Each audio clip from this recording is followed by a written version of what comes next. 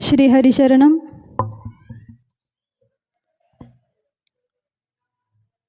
श्री संत समर्थ सद्गुरू श्री मध्वमुनी महाराजांच्या समाधीजवळ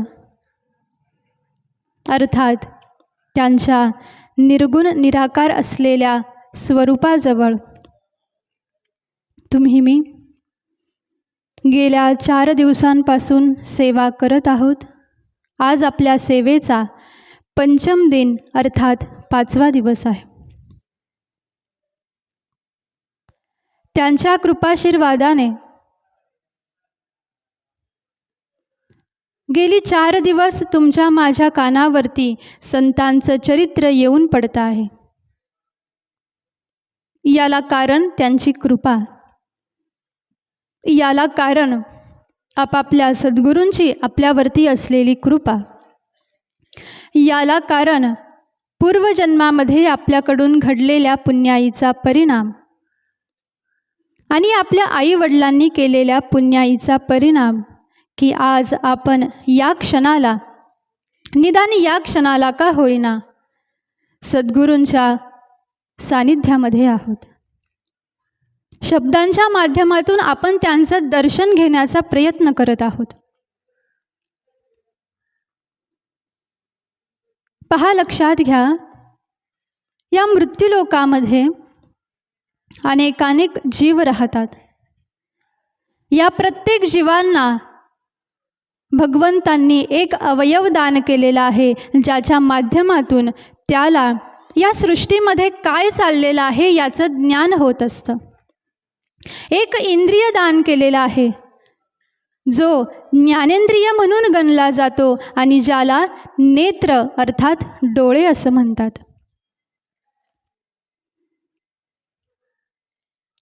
भाग्यवान आहोत तुम्ही मी की आपल्याला हा मनुष्य देह प्राप्त झाला. नुसताच प्राप्त झाला नाही, तर या देहामध्ये असलेले जे ज्ञानेंद्रिय आहेत, कर्मेंद्रिय आहेत, ते अजूनही सचल आहेत, चैतन्यशील आहेत. नसतं आपण अनेक जीवांकडे पाहतो महाराज, काही काहींना नेत्रसुद्धा नाहीत, काही काहींना हात नाहीत, काहींना पाय नाहीत, काहींकडे कान आहेत पण कानाने ऐकू येत नाही. पण त्यातल्या त्यात एका ज्ञानेंद्रियाचा जर का विचार केला, ज्याला नेत्र असं म्हणतात, तर या नेत्राच्या बाबतीमध्ये जर का आपण पाहिलं महाराज, तर आपण भाग्यवान म्हणून घेऊ स्वतःला की आपल्याला नेत्र आहेत. भले त्या नेत्रांना कमी दिसायला लागलं म्हणून आपण वरतून चष्मा लावून घेतला, पण भगवंतांच्या कृपेने आपल्याला अजूनही दिसतं आहे. कशासाठी देव आपल्याला दाखवत असेल बरं महाराज? आज आपलं एवढं वय झालेलं आहे, आपल्या या नेत्रांमधली शक्ती आता हळूहळू हळूहळू क्षीण होत जाईल, नैसर्गिकरित्या क्षीण होत जाईल. परंतु तरीसुद्धा अजूनही आपल्याला काही प्रमाणात का होईना, पण या मृत्यूलोकामध्ये काय घडतं आहे याचं दर्शन अजूनही आपल्याला होत आहे. या मृत्यूलोकामध्ये अशी काही तत्व आहेत महाराज की केवळ त्यांचं दर्शन घेतल्याचा परिणाम किती आपल्या उद्धाराला कारणीभूत ठरत असतात. मग या तत्वांमध्ये एक तत्व आहे ज्याला ग्रंथ असं म्हणतात. या ग्रंथांच्या बाबतीत वर्णन केलं महाराज, सेवनात, श्रवणात, पाठात, दर्शनात पापनाशिने. वेदशास्त्र ऋषीमुनींनी जे वेद निर्माण करून ठेवलेले आहेत, ऋषींनी जी ग्रंथ संपदा ग्रथित करून ठेवलेली आहे, आपल्या साधू संतांनी जी ग्रंथ संपदा ग्रथित करून ठेवलेली आहे, केवळ त्या ज्ञानेश्वरीच्या दर्शन मात्राने सुद्धा आपली पाप नष्ट होतात. सेवनात, श्रवणात, पाठात, दर्शनात पापनाशिनी. सेवनात अर्थात याचं जर का आपण वाचन केलं महाराज, तर त्याच्या परिणामस्वरूपाने आपलं पाप नष्ट होतं. श्रवणात ही ग्रंथ जर का आपल्या कानावरती पडली तरीसुद्धा आपलं पाप नाश होतं. सेवनात, श्रवणात, पाठात ही जर का वाचल्या गेली, हिचा संग जर का घडला तरीसुद्धा आपलं पाप नष्ट होतं. एवढंच नव्हे, दर्शनात पापनाशिनी, नाही जर का आपल्याकडून त्याचं वाचन झालं, नाही जर का आपल्याकडून त्याला नमस्कार घडला गेला, काही हरकत नाही. केवळ ज्ञानेश्वरीला एक वेळेला आपल्या नेत्रांनी पाहणं, केवळ गाथ्याला आपल्या नेत्रांनी एक वेळेला पाहणं, वेदांना केवळ एक वेळेला पाहणं, त्याच्या परिणामस्वरूपाने आपली पाप ताप नष्ट होऊन जातात. हे महात्म्य आहे ग्रंथांचं. म्हणून साधू संतांनी, महात्म्यांनी आपल्याला जो उपदेश केलेला आहे ना, की प्रत्येकाच्या घरामध्ये गाथा असली पाहिजे, प्रत्येकाच्या घरामध्ये ज्ञानेश्वरी असली पाहिजे, प्रत्येकाच्या घरामध्ये श्रीमद भागवत असलं पाहिजे, रामायण असलं पाहिजे, महाभारत असलं पाहिजे. कशासाठी? ते जर का आपल्या डोळ्यांना दिसतं आहे महाराज, त्याचं जर का दर्शन रोज आपल्याकडून जर का अनायासे, कोणताही प्रकारचा प्रयत्न न करता सहज जर का देवासमोर जर ग्रंथ ठेवलेला आहे, देवाला नमस्कार करायला गेलो की आपोआप त्या ग्रंथाला सुद्धा नमस्कार घडणार आहे. त्या ग्रंथाला जर का तुमच्या माझ्याकडून नमस्कार घडला तर पापकर्मामध्ये जी लिप्त असणारी आपली बुद्धी आहे, ती बुद्धी ही पापकर्मापासून निवृत्त होत जाते, अर्थात दूर दूर होत जाते. हा प्रभाव आहे त्या ग्रंथांचा. अजून आपण ग्रंथ उघडूनही पाहिले नाहीत, पण समोर दिसत आहेत केवळ दर्शन. आणि म्हणून साधू संत म्हणतात की घरात ग्रंथ पाहिजे. आणि एका गोष्टीचा उहापोह समाजामध्ये अतिशय वाढला आहे महाराज ग्रंथांच्या बाबतीमध्ये, आणि तो ग्रंथ म्हणजे महाभारत. काही जण असं म्हणतात की महाभारताला जर का घरामध्ये ठेवलं तर घरामध्ये महाभारत होत असतं. पण लक्षात घ्या, ही समजूत अतिशय चुकीची आहे. ग्रंथाच्या दर्शनाने, ग्रंथाच्या सहवासाने ग्रंथ कधीच आपलं अकल्याण करणार नाही. ग्रंथ कधीच आपल्याला दुर्बुद्धी दान करूच शकणार नाही. महाभारत घरामध्ये ठेवायला सांगितलं कशासाठी? ते महाभारत जर का आपण वाचलं महाराज, तर महाभारतामध्ये काय करू नये हे सांगितलेलं आहे. आणि ज्या वेळेला काय करू नये हे लक्षात येतं, त्यावेळेला आपल्याकडून पाप कर्म घडूच शकत नाही. महाभारत कशामुळे घडलं? कौरवांची जी वृत्ती आहे, कौरवांचा जो स्वभाव आहे, त्या स्वभावाच्या कारणाने महाभारत घडलेलं आहे.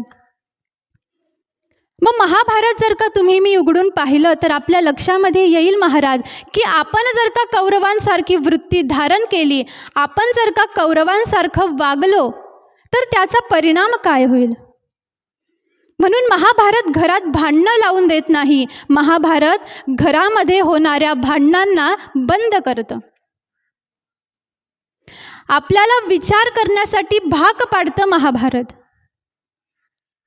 आणि एवढंच नव्हे तर ज्या वेळेला आपण पुण्यकर्म करायला आरंभ करू, ज्या वेळेला आपण नीतीने वागू, सदाचाराने वागू, त्यावेळेला जसं पांडवांसाठी गोपालकृष्ण पावलोपावली उभे होते ना, तसे आपल्यासाठी सुद्धा उभे राहतील.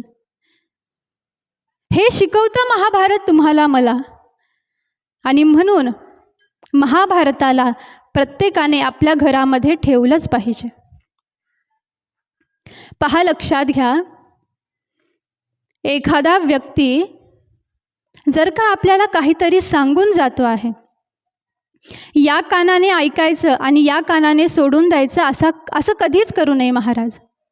पहा, लक्षात घ्या, ज्या ज्या गोष्टी आपल्या कानावरती पडतील त्या गोष्टीचा आधी स्वतःच्या बुद्धीनं नीट विचार करून घ्यायचा, तर्क लावून घ्यायचे आणि ज्या वेळेला आपल्याही विचार करण्याच्या पुढे जर का ती गोष्ट असेल तर अशा वेळेला ग्रंथांचा आधार घ्यायचा, अशा वेळेला संत प्रमाणांचा आधार घ्यायचा आणि त्यावेळेला ठरवायचं की मी आज हे जे वाक्य माझ्या कानावरती पडलेलं आहे हे योग्य आहे की अयोग्य आहे. एखाद्याने सांगितलं महाराज आणि आपण आंधळ्यासारखं विश्वास ठेवून त्याच्या पाठीमागे जाऊ नये. कुणीतरी सांगितलं असेल घरामध्ये महाभारत ठेवू नका, लोकांनी घरातले महाभारत काढून टाकले. कुणीतरी सांगितलं महाभारताचा फोटो घरामध्ये ठेवू नका, लोकांनी फोटोसुद्धा काढून टाकले महाराज. लक्षात घ्या, सूत्र लक्षात घेतलं पाहिजे. महाभारतामध्ये अशी संजीवनी आहे, अशी जीवनी आहे महाराज, जिला गीता असं म्हणतात. त्या गीतेच्या आधारावरती हे अनंत ब्रह्मांड अजूनही चलायमान आहे. त्या गीतेच्या आधारावरती ही सृष्टीचक्र चालू आहे. त्या गीतेच्या आधारावरती या जगामध्ये, या मृत्यूलोकामध्ये धर्म अजूनही टिकून आहे. आणि तीच गीता जर का तुम्ही तुमच्या घरामधून काढून टाकताल तर तुमच्या घरात काय राहिलं? म्हणून विचार करायला पाहिजे, विवेक धारण केला पाहिजे आणि मग कोणतीही कृती केली पाहिजे. असं महात्म्य आहे पहा या ग्रंथांचं की यांच्या केवल दर्शनाने, केवल दर्शन घेतल्याचा परिणाम की आपल्या बुद्धीमध्ये परिवर्तन होत असतं.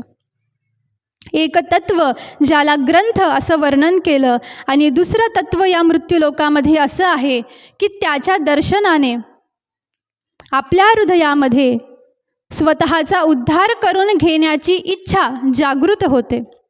असं तत्व म्हणजे साधू तत्व, असं तत्व म्हणजे संत तत्व. श्रीमद भागवतामध्ये भक्ती मातेच्या मुखामध्ये शुकदेवजी महाराजांनी हे वाक्य दान केलेलं आहे. भो भो साधो क्षणम तिष्ठ मच्चिंतामपि नाशय दर्शनम तव लोकस्य सर्व ताप हरम परम.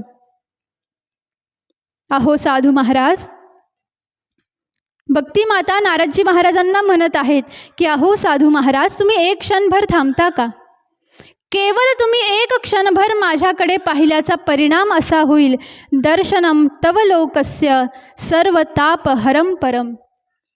केवळ तुम्ही माझ्याकडे पाहिल्याचा परिणाम नव्हे, केवळ मी एक वेळेला तुमच्याकडे पाहिल्याचा परिणाम की मला खात्री आहे की माझ्या जीवनामध्ये जे दुःख आहे, माझ्या जीवनामध्ये जे पाप आहे, जो ताप आहे, जी विपदा आहेत, जे संकट आहे, त्या संकटांचं निरसन केवळ तुमच्या दर्शनाने होणार आहे.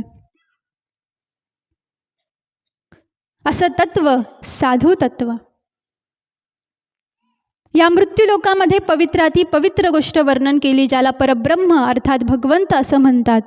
आणि त्या भगवंतांपेक्षा सुद्धा, त्या भगवंतांना सुद्धा पावित्र्यता दान करण्याचं सामर्थ्य ज्याच्यामध्ये आहे त्यांना साधू असं म्हणतात. साधू, एवढं अलौकिक महात्म्य आहे आणि हेच महात्म्य गेल्या 4 दिवसांपासून तुम्ही मी श्रवण करत आहोत. ज्या भगवंतांच्या चरणरजाची धुली, तिचं एवढं सामर्थ्य वर्णन केलं की ती भगवंतांच्या चरणांची रज, चरणांना लागलेली ती जी धूळ आहे, ती धूळ दगड होऊन पडलेल्या अहिल्याच्या अंगावरती जेव्हा पडली महाराज, जशीच ती धूळ त्या दगडावरती पडली, परिणाम काय झाला? शिळा मनुष्य झाली, ज्याचे चरणीचे चाली. असा भगवंत की त्याच्या चरणरजाच्या परिणाम स्वरूपाने दगड होऊन पडलेली अहिल्या हिला मनुष्यत्व, मनुष्य रूप प्राप्त झालं. पण असा परमात्मा ज्या वेळेला साधू वाटचाल करतात, ज्या वेळेला साधू चालतात ना महाराज रस्त्यावरून, त्यावेळेला असा परमात्मा या साधूंच्या पाठीमागे पाठीमागे पाठीमागे चालतो. कशासाठी? माझ्या साधूच्या पायाची जी धूळ आहे ती धूळ एक वेळेला का होईना माझ्या अंगावरती पडावी, जेणे कारण हा परमात्मा सुद्धा पवित्र होईल. या हेतूनं भगवंत साधूच्या संतांच्या पाठीमागे चालतात. भगवंत कधीच साधूंच्या पुढे चालत नाहीत. संतांच्या पुढे कधीच भगवंत चालत नाही. महाराज चालले असतील तर संतांच्या सोबत किंवा संतांच्या पाठीमागे. कारण हा हेतू आहे, हा शुद्ध हेतू आहे भगवंतांचा, की माझ्या साधूंच्या चरणांची रज मला प्राप्त व्हावी. एवढं महात्म्य ज्या साधूंच्या केवळ चरणरजाचं आहे, असं तत्व, असे साधू किती अलौकिक असतील, किती अलौकिक. आणि अशा साधूंच्या चरणांची रज जर का तुम्हाला मला प्राप्त झाली तर त्याचा परिणाम काय होतं? वासनेचे बीज जळोनी जाये, वासनेचे बीज जळोनी जाय, वासनेचे बीज जळून जाय, वासनेचे बीज जळोनी जाय.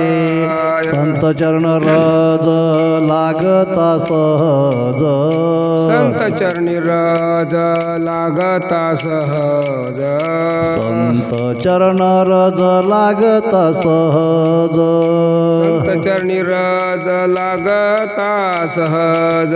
वासनेचे बीज जळोनी जाय, वासनेचे बीज जळोनी जाय, वासनेचे बीज जळोनी जाय, वासनेचे बीज जळोनी जाय. संत चरण रज लागता सहज, मुद्दाम होऊन नाही, सहज जरी संतांच्या चरणांचे धूलिकण तुमच्या माझ्या अंगावरती पडले महाराज, तर त्याचा परिणाम वासनेचे बीज जळून जाय. तुमच्या माझ्या प्रत्येकाच्या हृदयामध्ये वासना ठाण मांडून बसलेली आहे. आणि ही वासना अशी गोष्ट आहे महाराज, की ज्या वेळेला आपण ती पूर्ण करायला जाऊ, एक वासना पूर्ण झाली की हृदयामध्ये लगेच दुसरी वासना उत्पन्न होते आणि मनुष्य पुन्हा ती वासना पूर्ण करण्यासाठी कार्यरत होतो. अशी वासना आहे की जी मनुष्याला स्वस्थ बसू देत नाही, अर्थात शांत बसू देत नाही.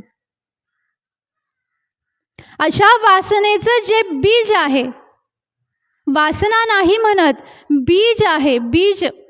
अशा वासनेचं बीज हे संतांच्या चरणरजाने नष्ट होऊन जातं.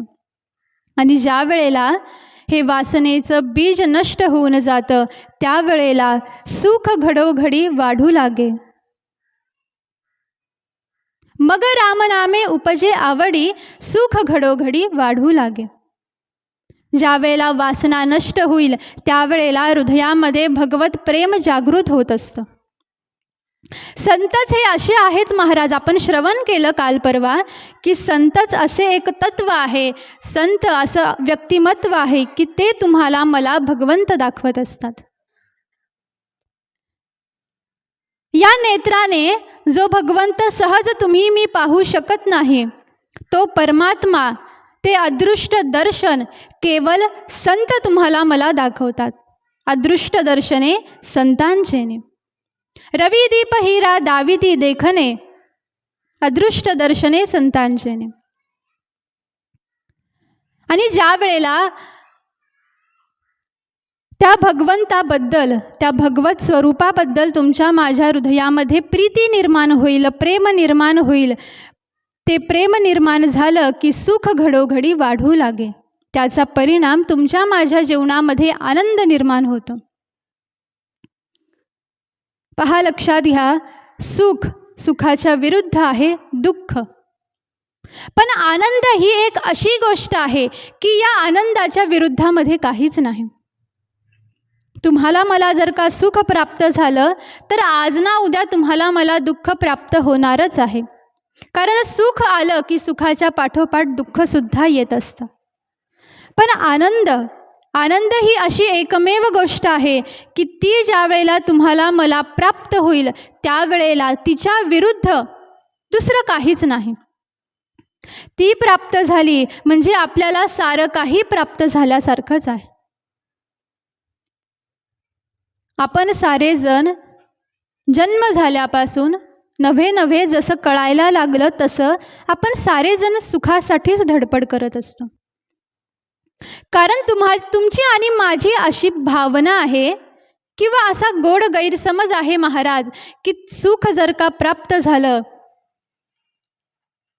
मला जर का ही गोष्ट प्राप्त झाली तर मी सुखी होईल, मला जर का सुख प्राप्त झालं तर मी आनंदाने माझं जीवन जगेल. हा गोड गैरसमज आहे तुमचा माझा.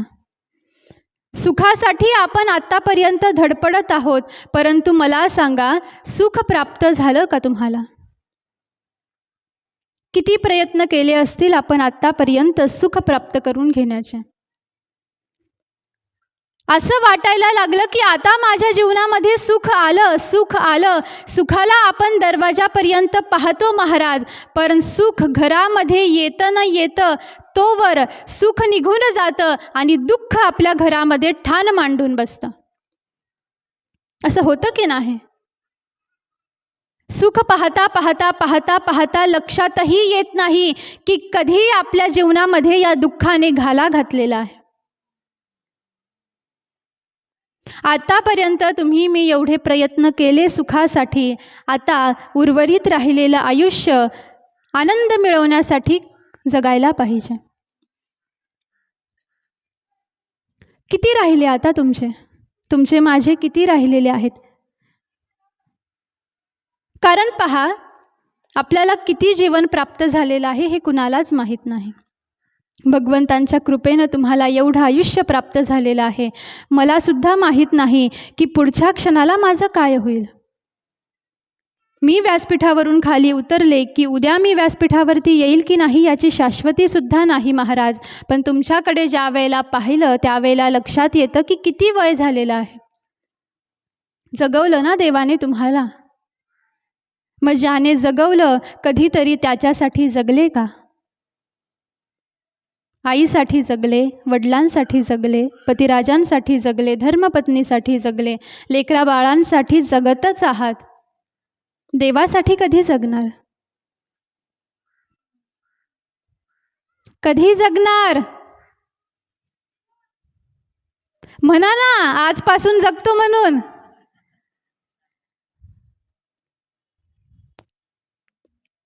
जगणार का आजपासून?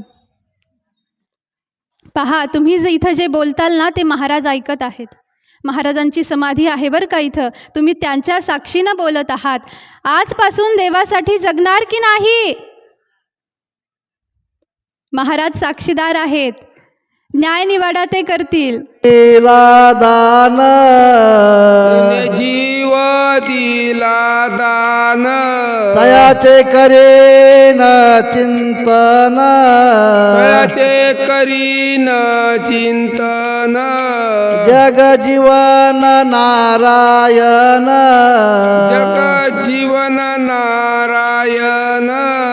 ऐसे तुम्ही सांगा संत जन, ऐसे तुम्ही सांगा संत जन.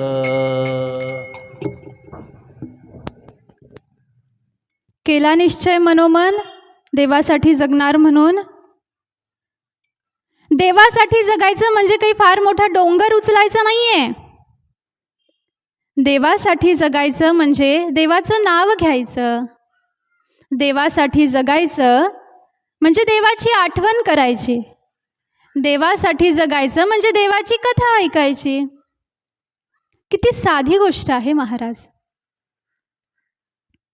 रोज लेकराचं ध्यान येत असेल, रोज आपल्या सासरी गेलेल्या कन्येचं ध्यान येत असेल, मग तसं देवाचंही ध्यान करायचं. रोज संध्याकाळी आपण तुळशीला दिवा लावतो, देवासमोर दिवा लावतो ना. मग दिवा लावला की देवासमोर बसायचं आणि जरा वेळ देवाकडे पाहत राहायचं. दर्शन घ्यायचं. दर्शन घेणं म्हणजे काय असतं? नुसतं देवासमोर जाणे, हात जोडणे, डोळे बंद करणे आणि वापस निघून येणे याला दर्शन म्हणत नाही.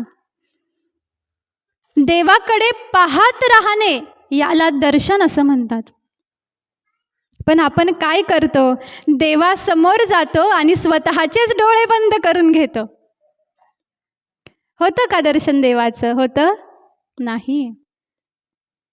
मग डोळे कधी बंद करायचे असतात? देवाचं रूप पाहिल्यानंतर, देवाचं दर्शन घेतल्यानंतर जेव्हा आपण पाठ मागे फिरू ना, तेव्हा नेत्र बंद करायचे असतात. याचा अर्थ संसार प्रपंच करत असताना आपले नेत्र बंद ठेवायचे असतात आणि देवासमोर आलो की डोळे उघडे करायचे असतात. याचा अर्थ असा आहे, तत्वार्थाने पाहिलं तर डोळे बंद करणे म्हणजे या मृत्यूलोका संसार प्रपंच करत असताना हे जे विषय आहेत, ही ज्या वासना आहेत, ह्या ज्या इच्छा आहेत, आकांक्षा आहेत, यांना स्वतःच्या हृदयामध्ये यत्किंचितही स्थान न देणं, याचा अर्थ डोळे बंद करणं. आणि देवासमोर जाऊन डोळे उघडे करणं, याचा अर्थ देवाकडे पाहता पाहता जो भाव मनामध्ये येईल, जी इच्छा उत्पन्न होईल, जी वासना उत्पन्न होईल, ती देवाप्रित्यर्थ देवाला सांगणे आणि ज्या वेळेला देवाकडून ती प्राप्त होईल त्यावेळेला तिचा उपभोग घेणे. म्हणून देवासमोर गेलं की डोळे उघडे ठेवायचे, त्याला पाहून घ्यायचं आणि धन्य व्हायचं, स्वतःचं जीवन धन्य करवून घ्यायचं.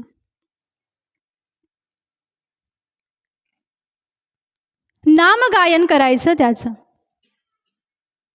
आजपर्यंत साधू संतांनी काय केलं?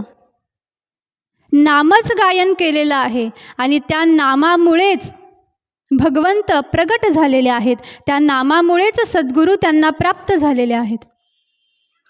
अखंड जर का तुम्ही मी नाम गायन केल्याचा परिणाम असा होतो की आपलं हृदय, आपलं चित्त हे शुद्ध होत जातं.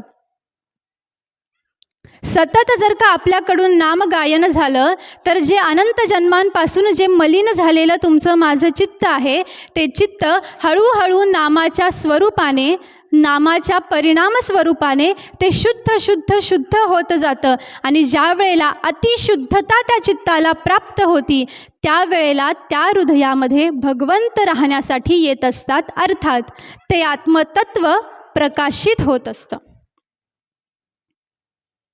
म्हणून नामसुद्धा गायलं पाहिजे. नाम गावं, कथा श्रवण करावी, याचा अर्थ देवासाठी जगावं. संसार तर काही आपल्याकडून सुटणार नाही आणि तो सोडूसुद्धा नाही आहे. प्रपंचाला कितीही टाळलं तरी तो आपल्या पाठीमागे लागलेला आहे आणि तो कधी सुटेल? ज्या वेळेला आपण या देहामधून निघून जाऊ त्यावेळेलाच तो सुटणार आहे. मग तो जर का सुटणारच नाही आणि त्याचा परिणाम असा आहे, त्याला अंगीकारल्याचा परिणाम असं वर्णन करतात की आपण बंधनामध्ये पडत असतो. मग जी गोष्ट आपल्याकडून सुटल्या जाणार नाही आणि ती सोबत असल्याचा परिणाम अखंड आपलं अहितच होणार आहे, मग करत असतानाच ती गोष्ट अशी करायची की ती आपल्याला आपल्या जीवनक्रमामध्ये कधीही बाधा झाली नाही पाहिजे. गेल्या 2 दिवसापूर्वी आपण श्रवण केला कर्मयोग. निष्काम कर्मयोगी तुम्हाला मला व्हायचं आहे. मग कसं व्हायचं? आपण श्रवण केलेलं कर्म देवाला समर्पित करायचं आणि आपण मुक्त होऊन जायचं. साधू संतांनी प्रपंचसुद्धा तसंच केला. आपण आता श्रवण करू गोरोबा काकांचं चरित्र, त्यावेळेला तुमच्या माझ्या लक्षामध्ये येईल की प्रपंच कसा करायचा असतो. आणि अशाच प्रपंचाचे नभे नभे अध्यात्म मार्गाचे जे आदर्श आहेत, असे संत श्रेष्ठ श्री गोरोबा काका अर्थात गोरा कुंभार.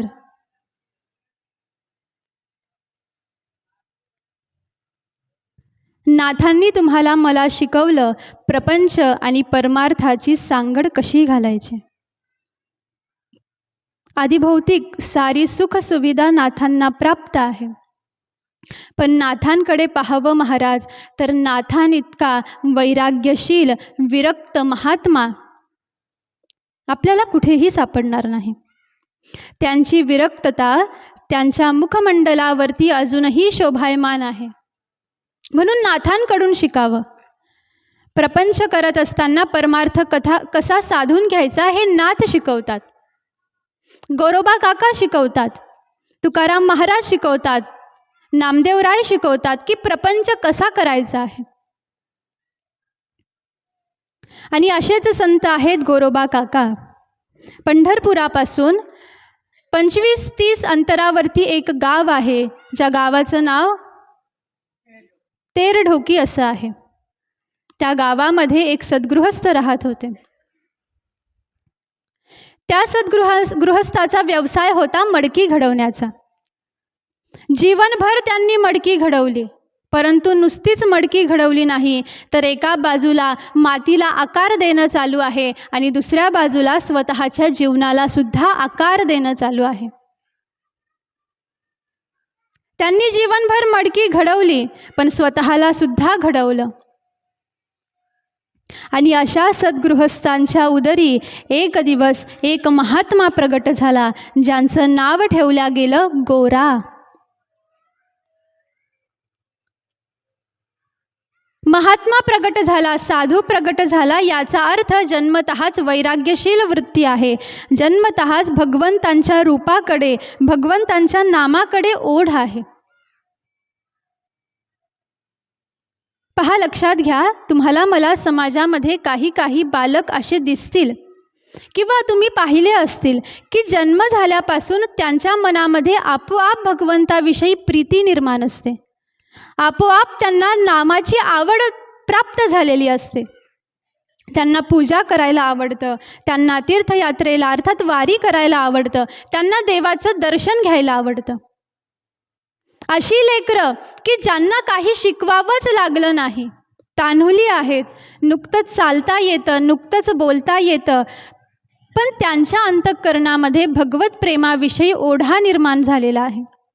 ज्या वेळेला अशी बालकं तुम्ही मी पाहू महाराज, त्यावेळेला समजून घ्यायचं की ही साधी सुधी नाहीत, हे कोणीतरी महात्मे आहेत, योगभ्रष्ट आहेत, की जे स्वतःची साधना पूर्ण करण्यासाठी किंवा पूर्ण झालेल्या साधनेनं ते सिद्ध होऊन सुद्धा तुमच्या माझ्यासाठी या मृत्यूलोकामध्ये अवताराला आलेले आहेत. शंकराचार्यांचं चरित्र तुम्ही मी पाहिलं महाराज. शंकराचार्य प्रत्यक्ष अवतार आहेत शिवाचे. त्यांना शिकवावं लागलंच नाही की शिवाची पूजा कशी करायची. जन्म झाल्यापासून मुखामध्ये अखंड शिवाचं नाव आहे, महादेवाचं नाव आहे. नामदेवरायांना सांगावं लागलं का?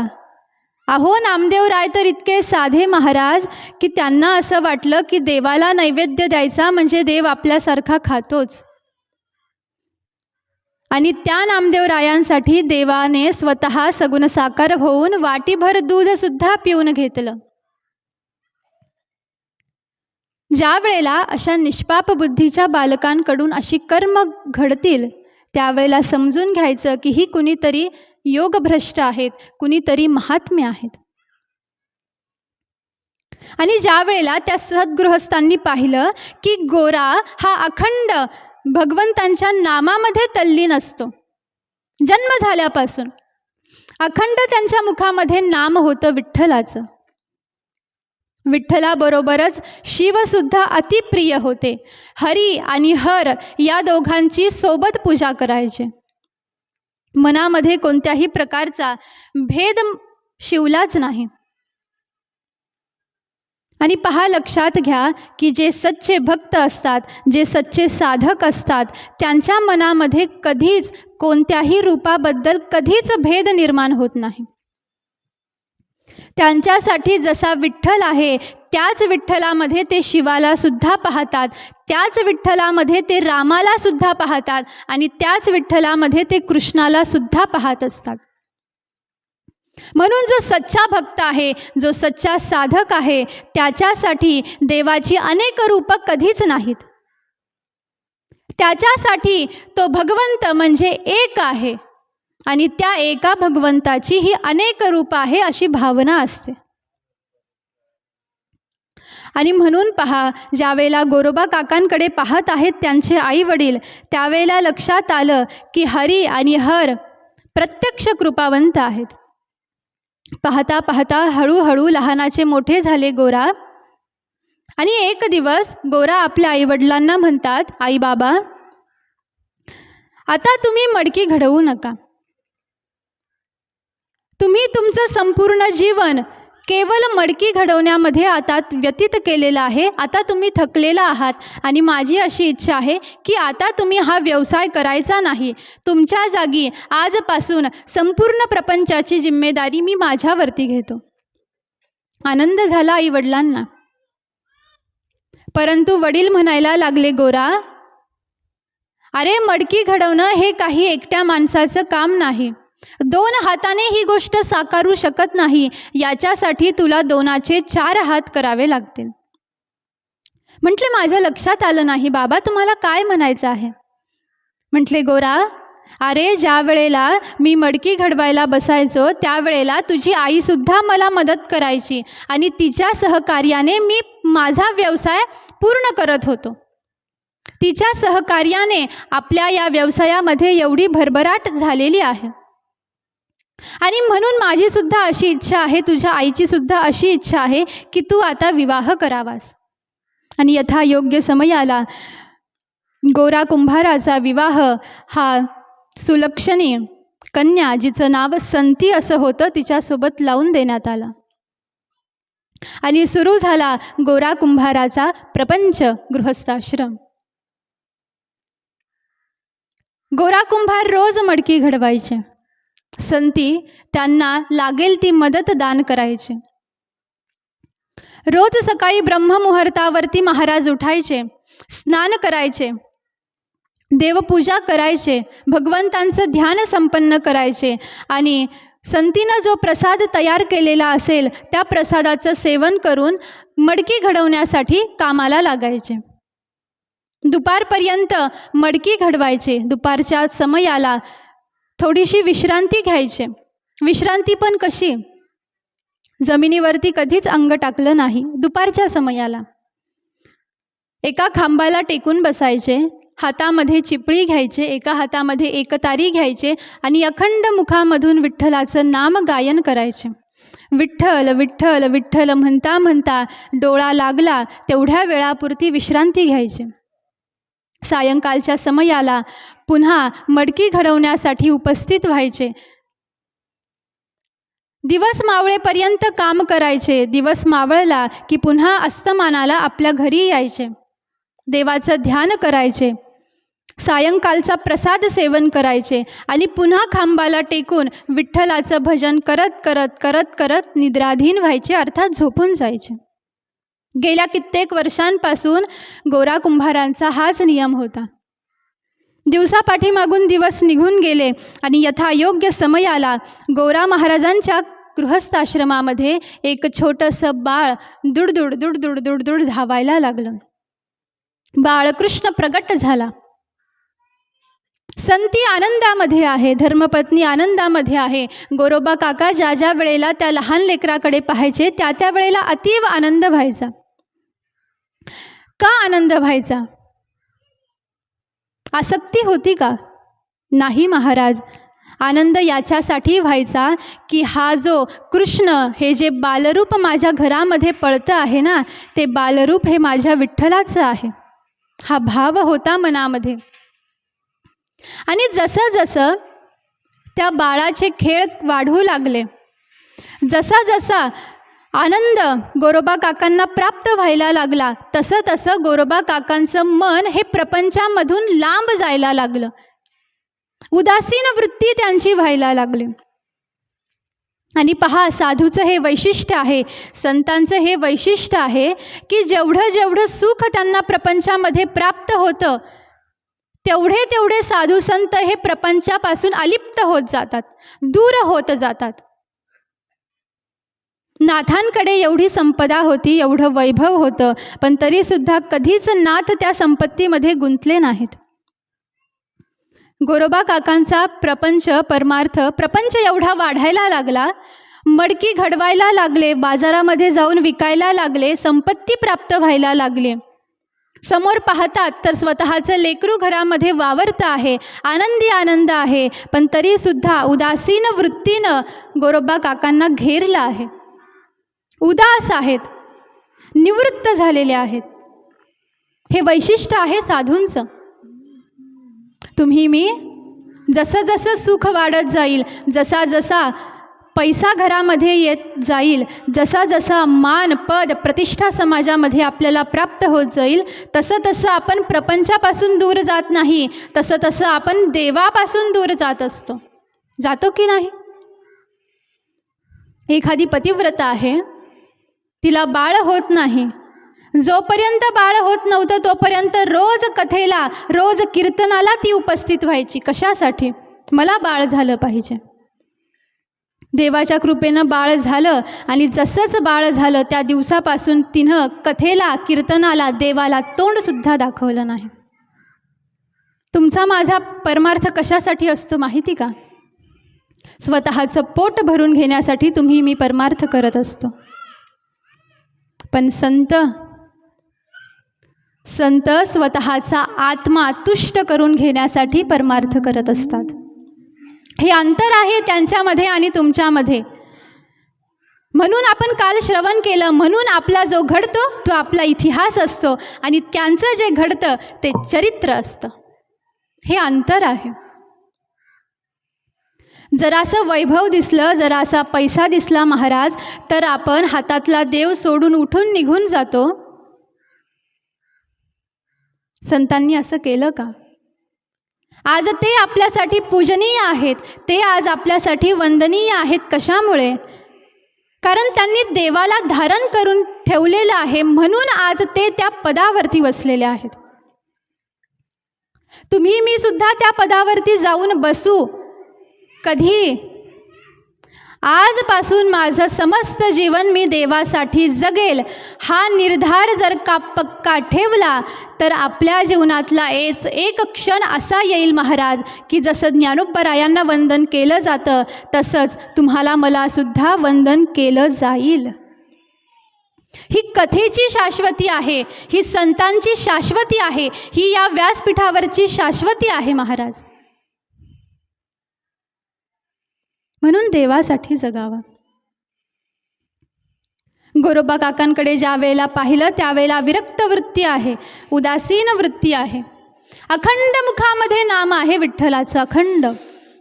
आणि एक दिवस असं झालं, प्रभात समय झालेला आहे, कोवळी कवळी उन्ह महाराजांच्या घरामध्ये आली, अंगणामध्ये येऊन पडले. चिखल तुडवायला आरंभ केलेला आहे महाराजांनी. संती आईसाहेब पाणी आणण्यासाठी घराच्या बाहेर गेल्या.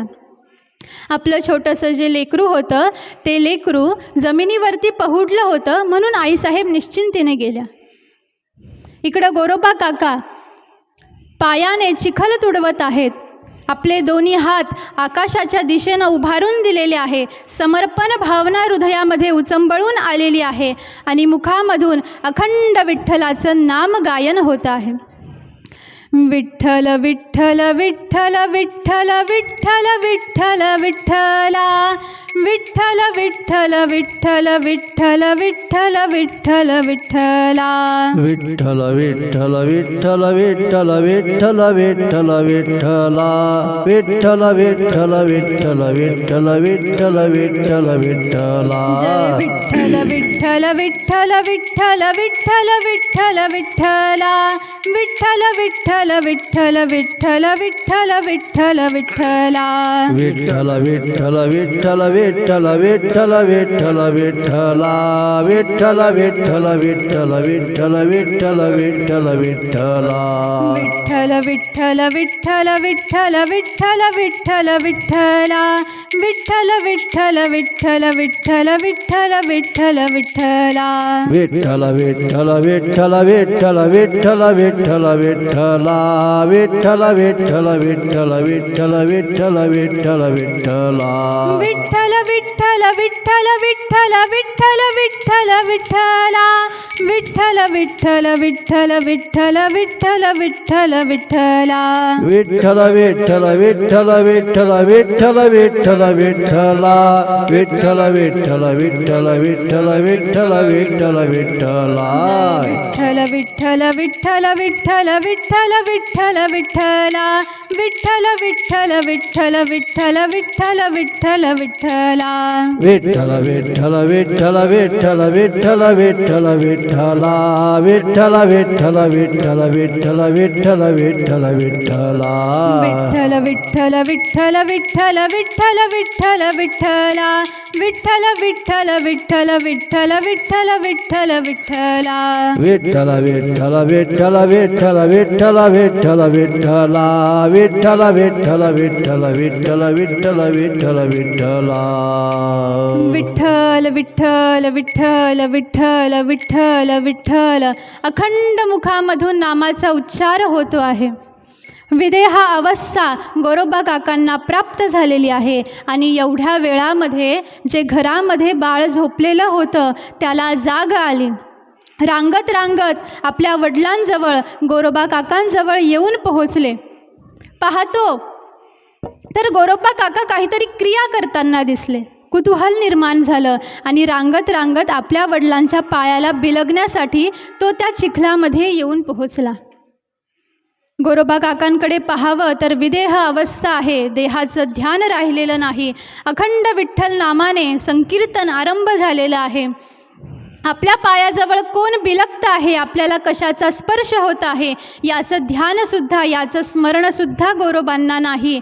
आणि तो चिखल तुडवता तुडवता गोरोबा काकांच्या पायाखाली स्वतःच्या पोटचं लेकरू आलं. नाही देह शुद्धी मूल तुडविले नाही देह शुद्धी मूल तुडविले नाही देह शुद्धी मूल तुडविले नाही शुद्ध दी मूल तुडविले चिखली मिळाले रक्त मास चिखली मिळाले रक्त मास नाही देह शुद्धी मूल तुडविले नाही देह शुद्धी मूल तुडविले नाही देह शुद्धी मूल तुडविले नाही देह शुद्धी मूल तुडविले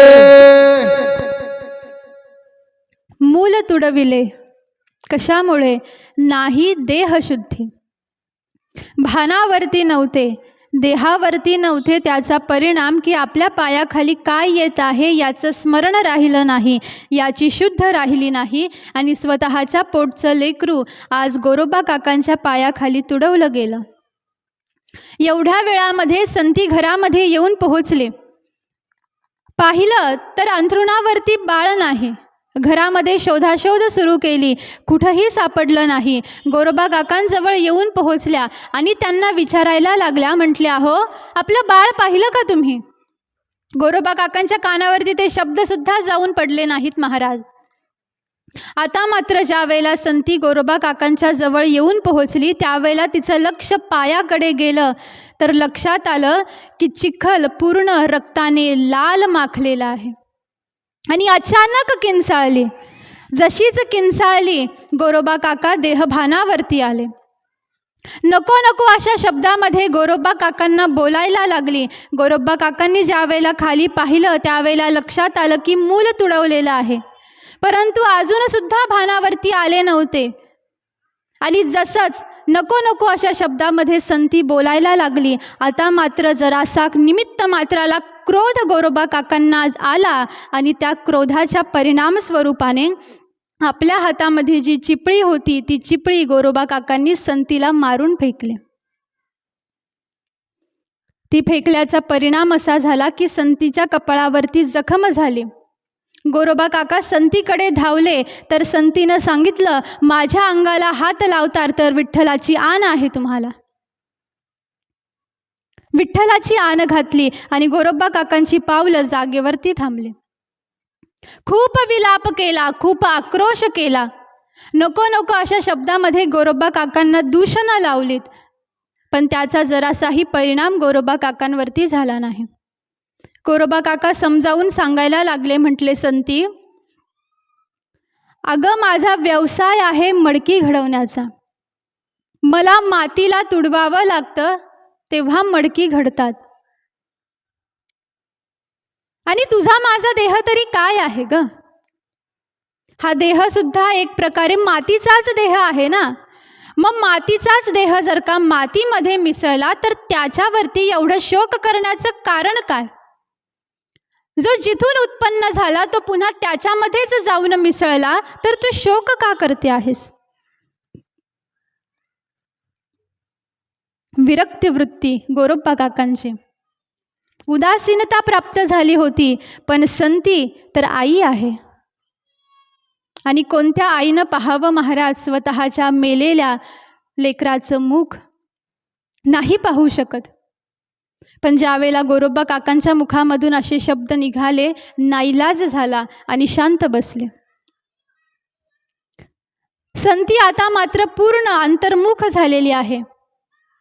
गोरोबा काकांना सारखे हे शब्द कानावरती घुमत आहेत, कानामध्ये घुमत आहेत की तुम्ही जर का माझ्या अंगाला स्पर्श जरी केला तर विठ्ठलाची आण आहे तुम्हाला.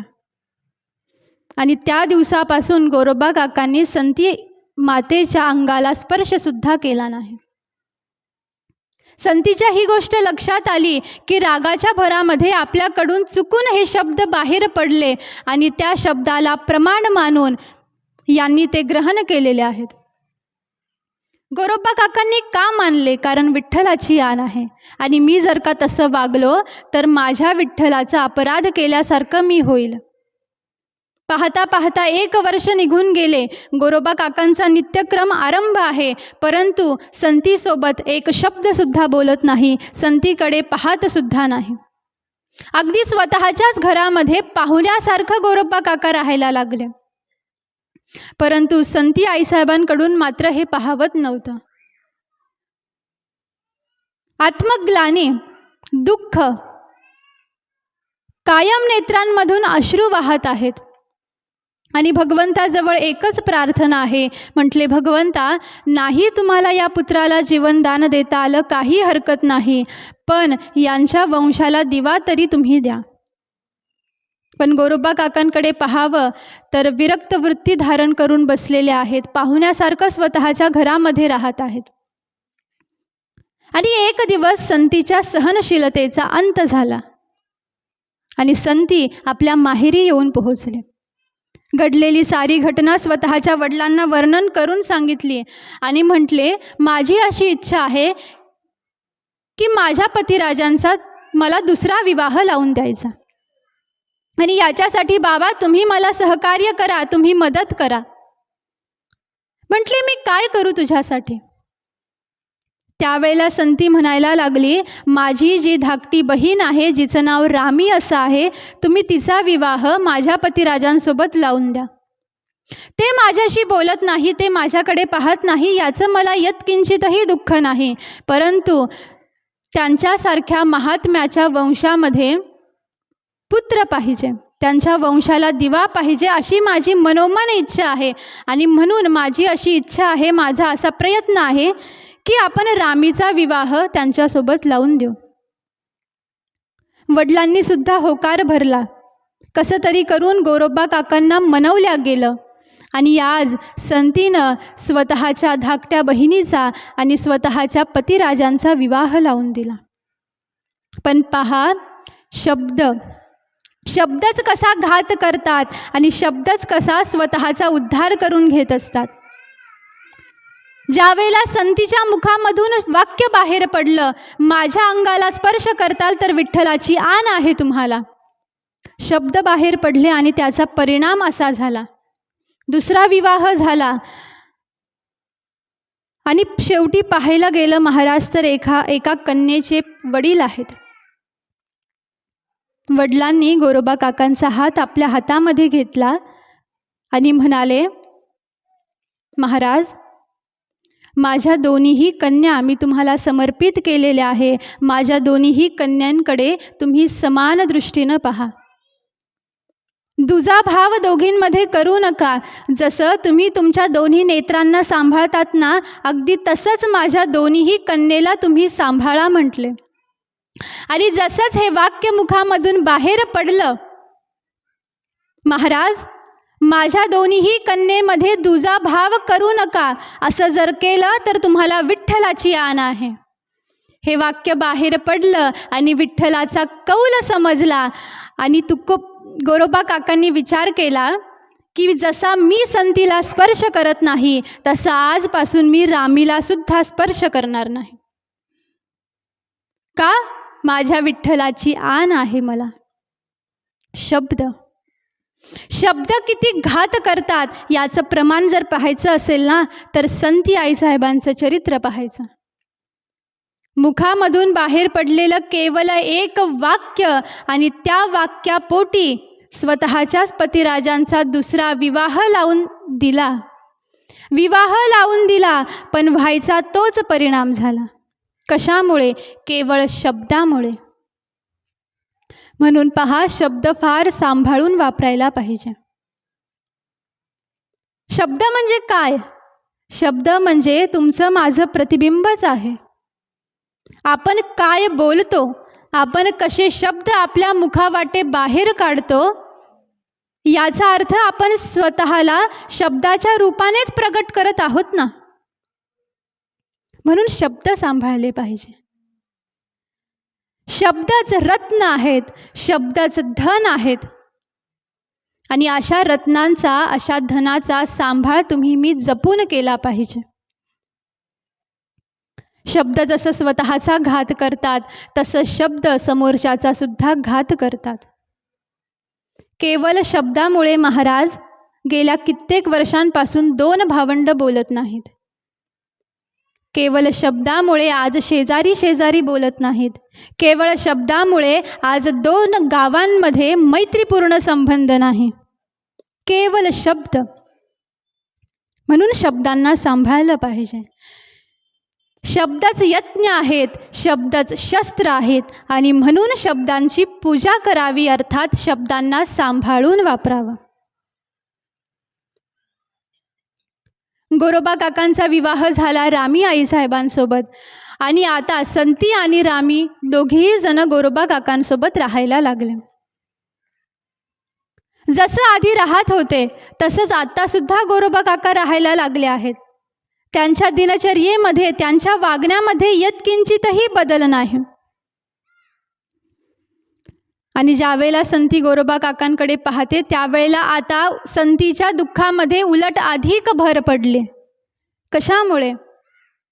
मी माझ्या स्वतःच्या स्वार्थासाठी माझ्या बहिणीचा सुद्धा प्रपंच, गृहस्थाश्रम, नव्हे तिचं आयुष्य मी बर्बाद करून टाकलं. तिच्या आयुष्याचं मी वाटोळं करून टाकलं, असा विचार संती आईसाहेबांच्या मनामध्ये येतो आहे. असं वाटलं होतं की विवाह केल्यानंतर रामीपासून तरी या वंशाला दिवा प्राप्त होईल.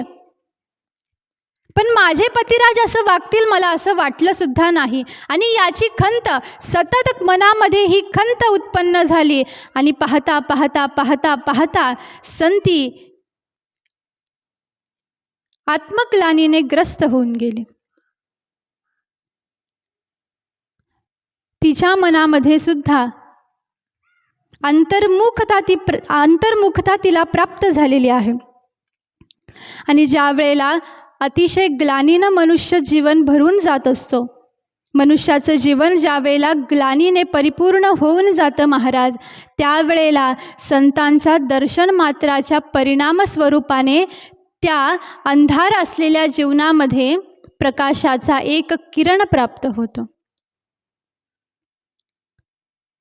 संती जेव्हा आत्मग्लानीने भरून गेली, परंतु रोज साधूचं दर्शन आहे, रोज गोरोबा काकांचं दर्शन आहे, अर्थात ते नेत्राला दिसत आहे. आणि त्याचा परिणाम की एक दिवस गोरोबा काकांची कृपा स्वतःच्या धर्मपत्नीवरती झाली. अर्थात आता मात्र गोरोबा काकांच्या हृदयामध्ये संतीबद्दल प्रेम निर्माण व्हायला लागलं. पण प्रेम कोणत्या भावनेने? भगवंत या भावनेनं प्रेम उत्पन्न झालेलं आहे. गोरोबा काकांना चराचरामध्ये तो भगवंत दिसायला लागला आणि तोच भगवंत संतीमध्ये सुद्धा पाहतात, तोच भगवंत रामीमध्ये सुद्धा पाहतात. आणि गेल्या अनेक वर्षांपासून जे गोरोबा काका घरामध्ये बोलले नाहीत, ते गोरोबा काका आता संती आईसाहेबांसोबत बोलायला लागले. त्या बोलण्याच्या परिणाम स्वरूपाने असा परिणाम झाला की संती आईसाहेबांची वृत्ती ही आता प्रसन्न झाली. माझे पतिराज कसे आहेत, माझ्या पतिराजांचं आचरण कसं आहे, माझ्या पतिराजांना कोणती वृत्ती त्यांनी धारण केलेली आहे आणि ते कोणत्या अवस्थेपर्यंत जाऊन पोहोचले आहेत, याची हळूहळू जाणीव संतीला आता व्हायला लागली. आणि त्यांच्या संगतीत राहिल्याचा परिणाम की आतापर्यंत देवाला दूषण देणारी संती आता तिच्या हृदयामध्ये भगवंताबद्दल प्रेम जागृत झालं. संत दर्शने हा लाभ. आणि ज्या वेळेला आता वारी आरंभ झालेली आहे,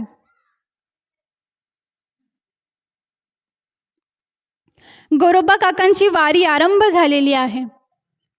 दर आषाढी एकादशीला गोरोबा काका वारीला जायचे. आषाढी एकादशीच्या आदल्या दिवशी गोरोबा काका आपल्या घरामधून प्रस्थान करायचे, कारण पंढरपूर जवळ होतं. उद्या आषाढी एकादशी आहे. आज गोरोबा काका प्रस्थान करण्याची तयारी आरंभ केलेली आहे गोरोबा काकांनी. आणि आज संती आईसाहेबांना सुद्धा असं वाटायला लागलं की मला सुद्धा विठ्ठलाचं दर्शन घ्यायचं. मनोमन इच्छा झाली की विठ्ठलाचं दर्शन घ्यावं. आणि अचानक गोरोबा काका म्हणतात, संती तुला यायचं का माझ्यासोबत? जसेच शब्द संती आईसाहेबांच्या कानावरती पडले, एवढा आनंद व्हायला लागला आणि मागचा पुढचा कोणताही विचार न करता होकार दिला.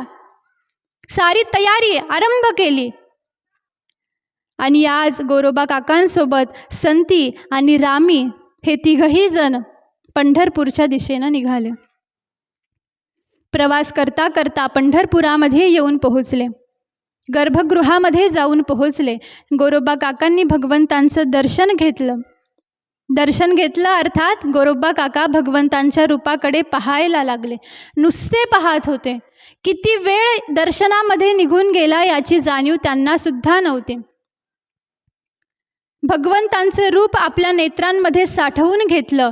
पुन्हा देहभानावरती आले आणि ज्या वेळेला गर्भगृहाच्या बाहेर आले त्यावेळेला लक्षात आलं की आज नामदेवरायांचं कीर्तन आहे. नामदेवराय कीर्तनासाठी उभे आहेत. मुखामधून विठ्ठलाचं नामगायन होतं आहे, अभंगाचं निरूपण होतं आहे. नामदेवरायांचं दर्शन घेतलं आणि एका खांबाला टेकून गोरोबा काका बसलेले आहेत.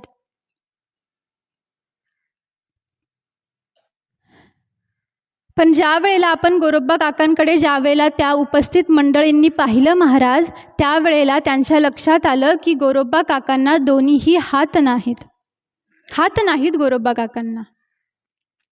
गोरोबा काकांचे हात कसे नाहीसे झाले? तर प्रसंग असा वर्णन केला जातो की ज्या वेळेला रामीचा विवाह संपन्न झालेला आहे, गोरोबा काका दोघींसोबतही अंतर ठेवून वागत आहेत. त्यावेळेला एक दिवस संतीनं एक युक्ती केली. ज्या वेळेला गोरोबा काका रात्रीच्या समयाला झोपले होते त्यावेळेला रामीला सांगितलं की तू गोरोबा काकांच्या बाजूला जाऊन पहुड. स्वतः संतीसुद्धा गोरोबा काकांच्या उजव्या बाजूला जाऊन पहुडली, अर्थात झोपली. आणि दोघींनी गोरोबा काकांचे हात आपल्या हातामध्ये घेतले, घट्ट धरून ठेवले आणि दोघींना सुद्धा झोप लागली. ब्रह्ममुहूर्तावरती सकाळी गोरोबा काका उठले. त्यावेळेला जसंच उठायचा प्रयत्न करायला लागले त्यावेळेला लक्षात आलं की माझे दोन्ही हात कोणीतरी बांधून ठेवलेले आहेत, कोणीतरी पकडून ठेवलेले आहेत. आणि एकाएकी मनामध्ये विचार आला की नक्कीच माझ्या विठ्ठलाने आणि माझ्या रुक्मिणीने माझे दोन्हीही हात धरून ठेवले असतील. माझ्या विठ्ठलाचं किती प्रेम आहे माझ्यावरती, माझ्या मातेचं किती प्रेम आहे माझ्यावरती की आज माझा विठ्ठल आणि माझी आई मला भेटण्यासाठी आले. भावविभोर झाले. ते हात जरा वेळ तसेच ठेवले आणि हात काढून घेण्याचा जसा प्रयत्न करायला लागले तसं लक्षात आलं की हात घट्ट आवळून धरलेले आहेत. हात सोडवण्याचा प्रयत्न करायला लागले तर खळकन बांगड्यांचा आवाज आला आणि आता मात्र गोरोबा काकांना शंका आली. म्हटले, कोण आहे? कुणी माझे हात धरून ठेवलेले आहेत? आता मात्र रामी आणि संती दोघी सुद्धा घाबरल्या महाराज, परंतु जरासाही आवाज केला नाही. आणि जसंच गोरोबा काकांनी जरासं रागवलं, रागी भरले, त्यावेळेला एकाएकी दोघींनी हात सोडून दिले आणि दिव्याच्या उजेडाच्या प्रकाशामध्ये गोरोबा काकांच्या लक्षात आलं की माझे दोन्ही हात माझ्या दोन्ही धर्मपत्नींनी धरून ठेवले होते. लक्षात आलं की आज माझ्याकडून माझ्या विठ्ठलाची शपथ मोडल्या गेली. याचा अर्थ आज माझ्याकडून विठ्ठलाचा फार मोठा अपराध झालेला आहे. पश्चाताप व्हायला लागला. काकुळतीला आले आणि संतीला म्हटले, संती, अगं असं का केलंस म्हटले तू? तुला माहीत आहे ना की मी माझ्या विठ्ठलाच्या शब्दाच्या पुढे नाही जात. तू विठ्ठलाची आण घातलीस म्हणून मी असा वागत आहे आणि आज तू मला माझ्याकडून फार मोठा अपराध करून घेतलास. पश्चाताप व्हायला लागला आणि त्याच पश्चातापाच्या अग्नीमध्ये पोळत असताना गोरोबा काकांनी आपले दोन्ही हात एका धारधार शस्त्रावरती मारले आणि आपले दोन्ही हात वेगळे केले. आता कुठं गोरोबा काकांच्या अंतःकरणामध्ये होणाऱ्या ज्या वेदना होत्या त्या क्षमल्या, त्या कमी झाल्या. आणि ज्यावेळेला हे संतीनं पाहिलं त्यावेळेला संतीला आत्मग्लानी प्राप्त झाले. आणि असे गोरोबा काका ज्यांना आता दोन्हीही हात नाहीत, अर्थात पंजे नाहीत, ते पंढरपुरामध्ये आहेत. आणि ज्या वेळेला गोरोबा काकांचे दोन्ही हात तुटल्या गेले, मडकी घडवायचे ना गोरोबा काका, मग मडकी घडवण्यासाठी हातांचा वापर व्हायचा. आता हात नाहीत, अर्थात पंजे नाहीत, मग आता मडकी कसे घडवतील? आणि ज्या ज्या वेळेला साधूवरती संकट येतं, ज्या ज्या वेळेला भक्तावरती संकट येतं, त्या त्या वेळेला सर्वप्रथम भगवंत धावून येत असतात. आणि ज्या वेळेला भगवंतांच्या लक्षात आलं की माझ्या गोऱ्याने माझ्यासाठी स्वतःचे दोन्ही हात तोडून घेतलेले आहेत आणि राहावलं नाही पहा भगवंतांना. आणि एक दिवस भगवंत म्हणतात, रुक्मिणी, तुला यायचं का म्हटले माझ्यासोबत? म्हटले, आपण कुठं चाललेला आहात देवा? म्हटले, आता मी माझ्या गोऱ्याच्या घरी जाणार आहे. मला आता आजपासून मडकी घडवायची आहेत. खूप कामं आहेत म्हटले मला तुझी मदत लागेल. रुक्मिणी, येशील का माझ्यासोबत? रुक्मिणी आईसाहेबांना माहीत होतं, जिथं भक्त तिथं भगवंत आणि जिथं भगवंत तिथं मला जावंच लागेल. भगवंत निघाले. भगवंतांच्या पाठीमागे रुक्मिणी आईसाहेबही येऊन पोहोचल्या. वेषांतर केलं, रूपांतर केलं आणि दोन वृद्ध आज गोरोबा काकांच्या दारासमोर येऊन पोहोचलेले आहेत. म्हटले, गोरोबा काका इथंच राहतात का? गोरोबा काका बाहेर आले.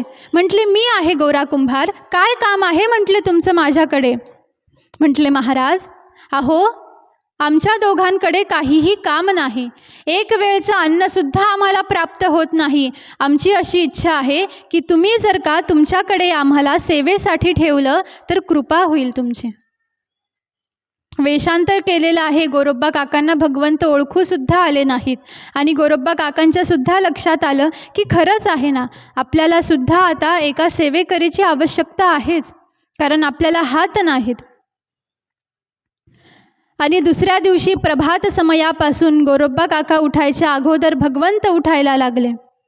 रुक्मिणी आईसाहेब माती चाळून देत आहेत. गोरोबा काका भगवंत पाणी टाकत आहेत. भगवंत स्वतःच्या पायाने ती माती तुडवत आहेत. ती माती चाकावरती घेत आहेत आणि समस्त ब्रह्मांडाला आकार देणारा परमात्मा आज स्वतःच्या भक्ताच्या घरी त्याच्या मडक्यांना आकार देतो आहे. भक्तवत्सलता,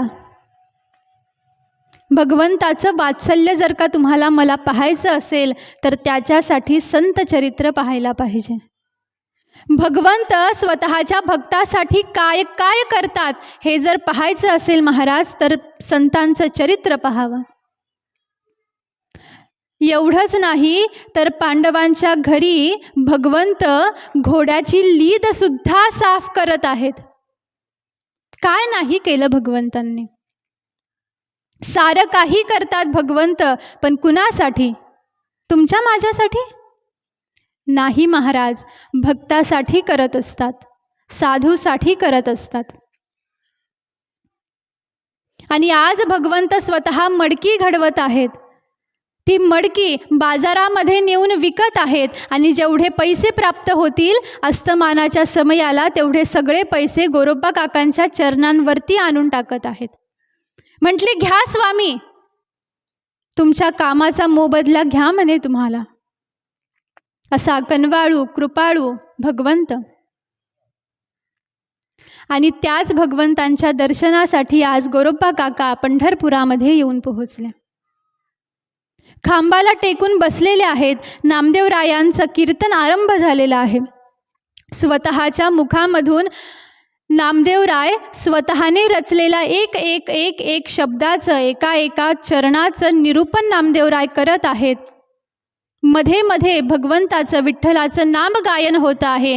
जय जयकार आरंभ होतो आहे. आणि जसाच जय जयकार आरंभ व्हायचा सारे भक्त आपले हात वरती करायचे, समर्पण भावना निर्माण करायचे आणि आपल्या दोन्ही हाताने टाळ्या वाजवायचे. पाहता पाहता कीर्तन समाप्तीपर्यंत येऊन पोहोचलं.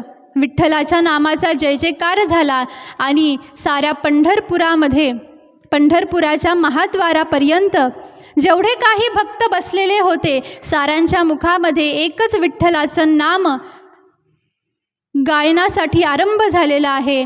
हाताने सगळ्यांच्या टाळ्या वाजत आहेत आणि सारेजण विठ्ठल नामामध्ये दंग झालेले आहेत. पण गोरोबा काकांचा चेहरा बारीक झाला, दुःख वाटायला लागलं. म्हटले, आज माझ्याकडून माझ्या विठ्ठलासाठी टाळीसुद्धा वाजवता येईना, एवढा अपराध झाला म्हटले माझ्याकडून. नेत्रांमधून अश्रू वाहायला लागले. मुखामधून विठ्ठलाचं नाम गायन होत होतं. गायन करता करता करता करता पुन्हा तीच विदेह अवस्था. देहाचं भान राहिलं नाही. अनायासे दोन्ही हात वर झाले आणि टाळ्या वाजवण्याचा प्रयत्न करत असताना एकाएकी गोरोबा काकांना अचानक पंजे फुटले. दोन्ही हात गोरोबा काकांना त्या ठिकाणावरती प्राप्त झालेले आहेत. आणि हा चमत्कार नामदेवरायांसोबत समस्त भाविक भक्तांनी पाहिला. ज्ञानोबाराय त्या ठिकाणावरती विराजमान झाले होते. निवृत्तीदादा बसले होते. चोखामेळा बसले होते. सावतामाळी बसले होते. सोपान काका, मुक्ताबाई आदी करून सारे संत मंडळी त्या ठिकाणावरती होते. साऱ्यांनी हा चमत्कार पाहिला. आनंद झाला. लक्षात आलं गोरोबा काकांच्या की माझ्या भगवंतांनी कृपा केली माझ्यावरती. माझं दुःख माझ्या देवाला पाहावलं नाही आणि माझ्या देवाने माझ्यासाठी हात निर्माण करून दिले. अतिशय आनंद. आणि ज्यावेळेला हे संतीनं पाहिलं एकाएकी लक्षात आलं, वात्सल्य जागृत झालं आणि लक्षात आलं की माझंसुद्धा पोटचं लेकरू माझ्याजवळ नाही. ज्या भगवंतामुळे आज माझ्या पतिराजांना हात प्राप्त झालेले आहे त्या भगवंतापर्यंत संती जाऊन पोहोचली. गर्भगृहामध्ये गेली. भगवंतांच्या चरणांना घट्ट आलिंगन घातलं आणि एकाएकी रुदन करायला लागली, धावा करायला लागली. म्हटले, हरी, जसे तुम्ही माझ्या पतिराजांसाठी धावून आलेला आहात तसंच आज या संतीच्या, आज या आईच्या लेकराला तिच्याजवळ तुम्ही आणून द्या म्हणे. कृपा करा माझ्यावरती आणि माझं पोटचं लेकरू तुम्ही मला दान करा. जोपर्यंत भगवंता तुम्ही मला माझं लेकरू देत नाही तोपर्यंत मी तुमचे चरण सोडणार नाही. करुणावंत झाले, कृपावंत झाले भगवंत. आणि अचानक संती आईसाहेबांच्या देहाला एका कोमल कोमल हातांचा स्पर्श व्हायला लागला. संती आईसाहेबांनी डोळे उघडून पाहिले. पाहतात तर काय, स्वतःच्या मांडीवरती स्वतःचंच लेकरू जे आपल्या पतिराजांच्या पायाखाली तुडवलं गेलं होतं त्याच रूपाचं, त्याच रंगाचं आणि त्याच वयाचं लेकरू आज माझ्या मांडीवरती येऊन बसलेलं आहे.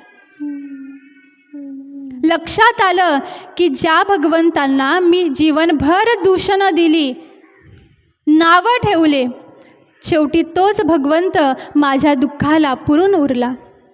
शेवटी तोच माझ्यासाठी धावत आला आणि समाधान झालं, आनंद झाला. आपल्या लेकराला आपल्या जवळ घेतलं. एवढ्या वेळामध्ये गोरोबा काका येऊन पोहोचले आणि गोरोबा काकांनी पाहिलं तर संतीच्या मांडीवरती आपलंच लेकरू आहे. आणि लक्षात आलं की हा दुसरा तिसरा कोणीही नाही, हा प्रत्यक्ष गोपालकृष्णांचं जे बालरूप आहे, ज्याला विठ्ठल असं म्हणतात, तोच विठ्ठल आज माझ्या संतीच्या मांडीवरती बसलेला आहे. जो प्रपंच गोरोबा काकांच्या विरक्त वृत्तीमुळे थांबला होता, नव्हे ज्याला उदासीनता प्राप्त झाली होती, आता तोच प्रपंच खुलायला लागला, अर्थात प्रसन्नता प्राप्त व्हायला लागले. 3 जण आले होते पंढरपूरला, जाताना मात्र 4 जण घरी गेलेले आहेत. एवढं सारं सुख गोरोबा काकांना प्राप्त झालं. जो मृत झालेला पुत्र होता तो प्राप्त झाला. जे हात आपले थोकटे झाले होते त्या हातांना पंजेसुद्धा प्राप्त झाले. पण गोरोबा काकांच्या वृत्तीमध्ये यत्किंचितही फरक पडला नाही. जसे उदासीन होते, जशी सेवा आधीपासून चालू होती, जसा दिनक्रम चालू होता, अगदी आजही तंतोतंत तसाच दिनक्रम आहे. संतीला स्पर्श केलेला नाही, रामीला सुद्धा स्पर्श केलेला नाही. अखंड मुखामधून विठ्ठल नामच बाहेर पडतं आहे. आणि एक दिवस नामस्मरण करता करता अचानक गोरोबा काकांना झोप लागली आणि एक दिवस गोरोबा काकांच्या स्वप्नामध्ये रुक्मिणी आईसाहेब येऊन पोहोचल्या. रुक्मिणी आईसाहेबांनी आज्ञा केली, म्हटले, गोरा, तू तुझ्या प्रपंचामधून मुक्त झाला आहेस. जो प्रपंच सामान्य जीवांच्या बंधनाला कारण ठरतो, तो प्रपंच आता तुझ्यासाठी मुक्तीचं द्वार झालेला आहे. तू या प्रपंचामध्ये रमलास काय, तू या प्रपंचामध्ये राहिलास काय किंवा न राहिलास काय, तुला तुझी मुक्तता प्राप्त झालेली आहे. त्या अवस्थेपर्यंत, त्या विदेहावस्थेपर्यंत, त्या मुक्त अवस्थेपर्यंत गोरा तू आता जाऊन पोहोचलेला आहेस. आणि म्हणून माझी अशी आज्ञा आहे की आता तुला प्रपंच करायचा आहे. अर्थात तुला तुझ्या दोन्हीही धर्मपत्न्यांचा स्वीकार करायचा आहे आणि उत्तम अशा रीतीनं तुला तुझा प्रपंच संपन्न करून दाखवायचा आहे. एकाएकी गोरोबा काकांना जाग आली. लक्षात आलं की रुक्मिणी आईसाहेबांचा आदेश आहे. आणि दुसऱ्या दिवशी प्रभात समयाला सारी घटना आपल्या दोन्ही धर्मपत्न्यांना वर्णन करून सांगितली आणि गोरोबा काकांनी प्रपंच करण्यासाठी आरंभ केला, संसार कर्म करण्यासाठी आरंभ केला. पण संसार करत असताना कसा केला? हा जो मी संसार करतो आहे, हे जे मी भोग भोगतो आहे, हे सारे भोग मी देवासाठी करतो आहे. हा संसार माझा नाही, हा प्रपंच माझा नाही, हा प्रपंच देवाचा आहे आणि देवाचा प्रपंच करण्यासाठी देवाने मला सांगितलेला आहे. हा भाव गोरोबा काकांच्या हृदयामध्ये आणि त्याच भावाला जागृत ठेवून गोरोबा काकांनी स्वतःचा प्रपंच परमार्थ रूप करून दाखवला. आणि हे शिकायचं आहे महाराज तुम्हाला मला या प्रसंगामधून. ज्यानं जीवन दिलं, ज्यानं घर दिलं, ज्यानं संसार दिला, तो संसार त्याच्यासाठीच करायचा आहे. आणि पाहता पाहता दिवसापाठीमागून दिवस निघून गेले, वर्षापाठीमागून वर्ष निघून गेले आणि आता मात्र गोरा कुंभार वयोवृद्ध झाले. वयोवृद्ध झाले आणि समस्त संत मंडळीमध्ये गोरोबा काका हे ज्येष्ठ होते, वरिष्ठ होते. ज्ञानोबारायांकडे पाहावं तर बालमूर्ती आहे, निवृत्तीनाथ लहान आहे, सोपान काका लहान आहेत, मुक्ताबाई लहान आहे, नामदेवरायसुद्धा अजून प्रौढ झालेले नाहीत. चौखामेळा, सावता माळी आदी जे करून संत आहे त्या साऱ्या संतांमध्ये गोरोबा काका हे वयाने मोठे होते. आणि म्हणून त्या दिवसापासून गोरोबा काकांना गोरोबा काका हे नाव प्राप्त झालं. समस्त संतांचे ते काका आहेत. संतांचे नव्हे महाराज, तुमचे माझे सुद्धा ते काका आहेत, म्हणून त्यांना गोरोबा काका म्हणतात. आणि त्याचबरोबर एक नाव प्राप्त झालं, जुनाट पुरुष. वयाने मोठे होते, ज्ञानाने मोठे होते, तपाने मोठे होते, आणि म्हणून समस्त संत मंडळी ज्ञानोबाराय त्यांना जुनाट पुरुष म्हणायचे. जुनाट पुरुष म्हणजे कोण? जुनाट अर्थात जुना, जो खूप जुना पुरुष आहे. आणि या मृत्यूलोकामध्ये सर्वात जुना पुरुष कोण? तो भगवंत, ते परब्रह्मतत्व सगळ्यात जुनं आहे. आणि त्याच वाक्यार्थाने, त्याच तत्वार्थाने गोरोबा काकांचा उल्लेख करायचे जुनाट पुरुष म्हणून. आणि ज्या वेळेला पंढरपुरामध्ये गोरोबा काका आलेले होते, समस्त संत मंडळींनी गोरोबा काकांच्या वयाचा, ज्ञानाचा आणि तपाचा आदर म्हणून साऱ्यांनी गोरोबा काकांना वंदन केलं. नामदेवरायांनी केलं, ज्ञानदेवरायांनी केलं, निवृत्तीनाथांनी केलं, ज्ञानोबारायांनी केलं, सोपान काकांनी केलं. साऱ्या संत मंडळींनी गोरोबा काकांना वंदन केलं. परंतु नामदेव महाराज असे एकमेव होते की जे गोरोबा काकांसमोर वाकले सुद्धा नाहीत. आणि हे ज्या वेळेला ज्ञानोबारायांनी पाहिलं, महाराज जरासा क्रोध आला, जरासं वाईट वाटलं.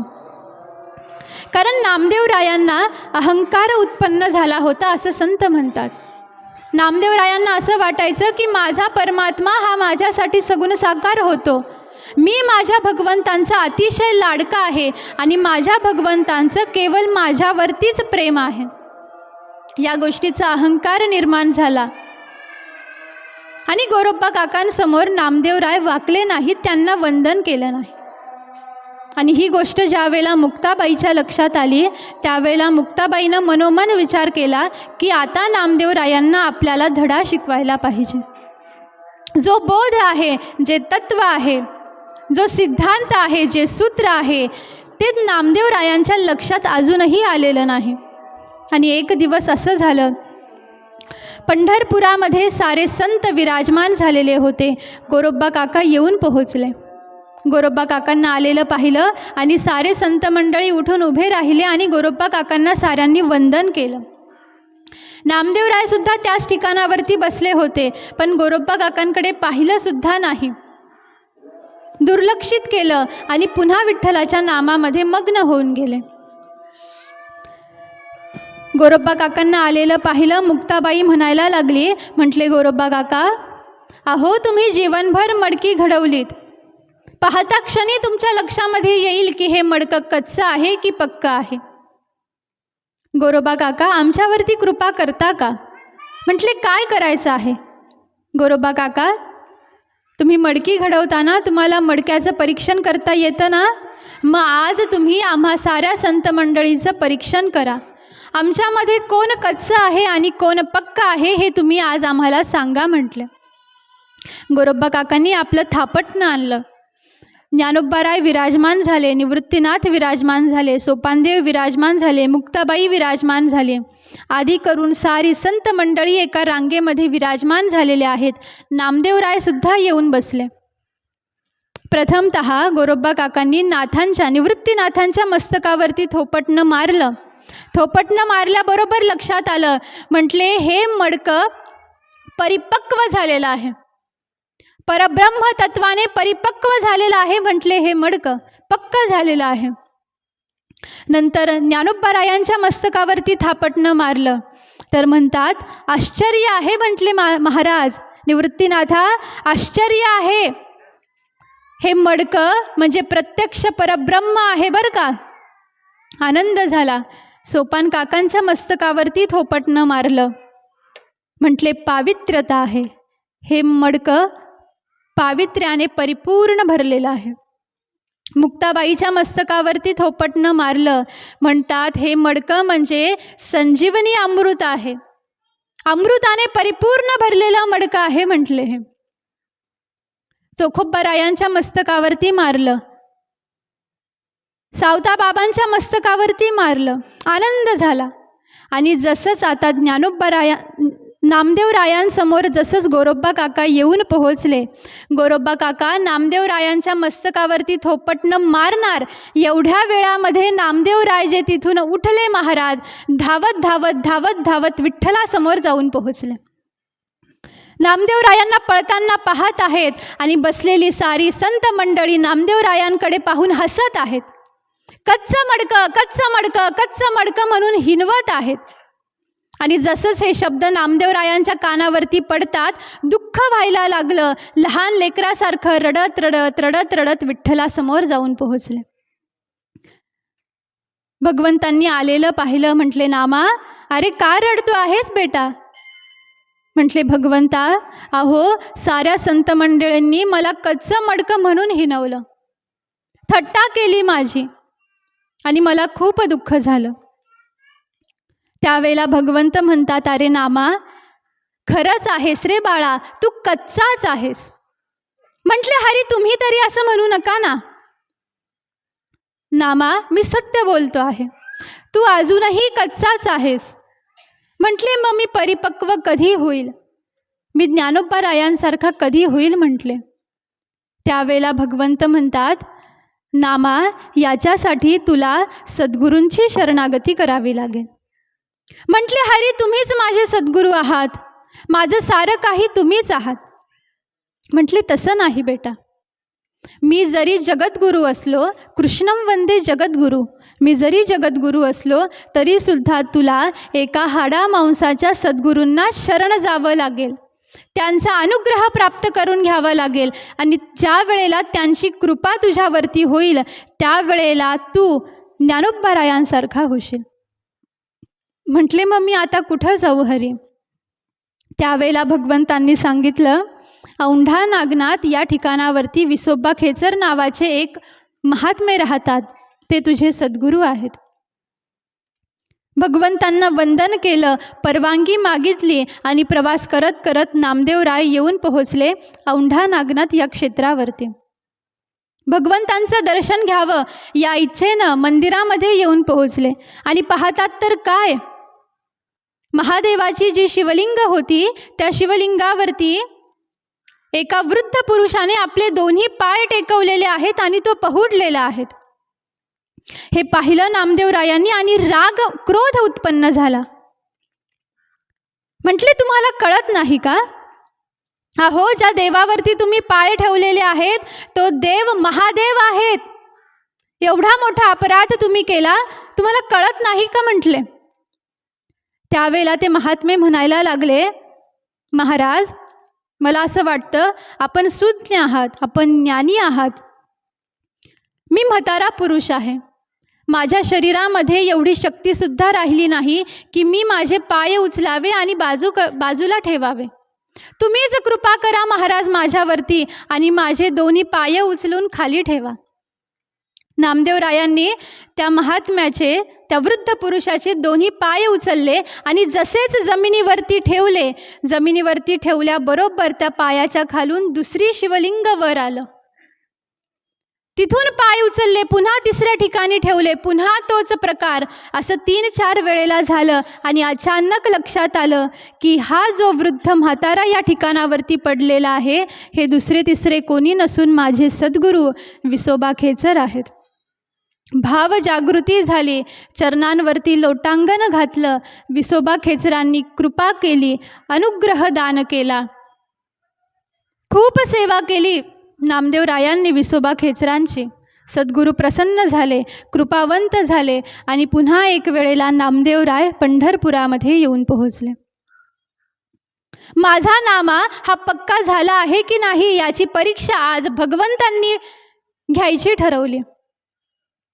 आणि काय केलं असेल भगवंतांनी? ज्या वेळेला नामदेवराय वाळवंटामध्ये शिदोरी सोडलेली आहे नामदेवरायांनी. शिदोरीमध्ये भाकरी आहे, तुपाची वाटी आहे आणि आता भाकरी खाणार एवढ्या वेळामध्ये एक कुत्र त्या ठिकाणावरती आलं आणि महाराजांच्या हातामध्ये जी भाकर होती ती आपल्या तोंडामध्ये पकडली आणि पंढरपूरच्या रस्त्याने धावायला लागलं. एवढ्या हे पाहिलं नामदेवरायांनी, भाकरीच्या बाजूला असलेली तुपाची वाटी उचलली आणि आज नामदेवराय त्या कुत्र्याच्या पाठीमागे धावायला लागले. नुसतेच धावत नाहीत तर म्हणतात, अहो भगवंता, अहो नुसती कोरडी भाकर कुठे खाता, हे तूप घेऊन जा म्हटले. जसंच भगवंतांनी हे ऐकलं, कुत्र्याचं रूप धारण केलेले भगवंत सगुण साकार झाले आणि नामदेवरायांना आलिंगन दान केलं. म्हटले, नामा, आज तू पक्का झाला आहेस. आज तुला कोणीच इथून पुढे कोणीच म्हणणार नाही की माझा नामा कच्चा आहे म्हणून. पक्का झालास म्हटले बाळा तू. हे कशामुळे साध्य झालं? हे गोरोबा काकांमुळे साध्य झालेलं आहे. त्या दिवशी जर का गोरोबा काकांनी थापटणं उचललं नसतं महाराज, तर आज नामदेवरायांना त्यांचे सद्गुरू प्राप्त झाले असते का? जसं साधू भगवंत दाखवतो तसंच साधूसुद्धा दाखवत असतात. हे सूत्र आहे. आणि म्हणून गोरोबा काका कृपावंत झाले आणि आज नामदेवराय पक्के झालेले आहेत. असं आदर्श चरित्र असणारं, असं आदर्श व्यक्तिमत्व धारण केलेले गोरोबा काका की ज्यांनी जीवनभर मडकी घडवली, पण मडकी घडवत असताना मडकी घडवता घडवता स्वतःचं जीवनसुद्धा त्यांनी घडवलेलं आहे. कशाच्या बलावरती घडवलं? नामाच्या बलावरती, सेवेच्या बलावरती. विवेक धारण करून आज गोरोबा काकांनी जुनाट पुरुष हे नाम स्वतःला लावून घेतलेलं आहे. जुनाट पुरुष याचा अर्थ प्रत्यक्ष परब्रह्म. आणि आज गोरोबा काका त्या तत्वापर्यंत, त्या स्वरूपापर्यंत जाऊन पोहोचलेले आहेत. असं परमपवित्र चरित्र असणारे गोरोबा काका, ज्यांच्या चरित्राचा अतिसंक्षिप्त भाग मी श्रवण करण्याचा प्रयत्न केला. आणि हा प्रयत्नसुद्धा मध्वमुनी महाराजांच्या कृपेनं आज या ठिकाणावरती संपन्न झालेला आहे. झालेली सेवा गुरु महाराजांच्या चरणी समर्पित करून या ठिकाणावरती वाणीला पूर्णविराम देते. मध्वमुनी महाराज की जय. लावा.